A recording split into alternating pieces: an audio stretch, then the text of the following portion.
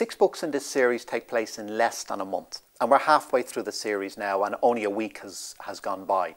In book 3 we will actually get the date for the return of the Dark Elders. I'd been planning this series for quite a long time, but I didn't have a hero. And then in the year 2000 I was in Paris and I got a little bit lost, and I went down a side street which was the Rue de Montmorency, and I came across the house of Nicholas Flamel. And sitting in his house, which is now a little restaurant, looking around this amazing room, I suddenly realised that I had the hero for my book. Flamel was a penniless bookseller, comes back to Paris after 20 years, extraordinarily wealthy. I mean Bill Gates wealthy. And he used his great wealth to found churches and hospitals and schools, and some of those still exist today. I started writing 25 years ago. Like most writers, I've had lots of odd jobs, but principally I was a bookseller. And that's why when I discovered that Nicholas Flamel was a bookseller, it was the perfect connection. Sophie and Josh are twins.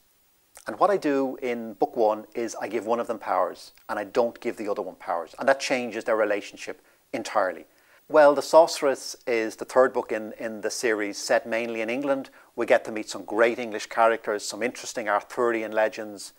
Stonehenge is there as a major set piece. It was the most fun to write.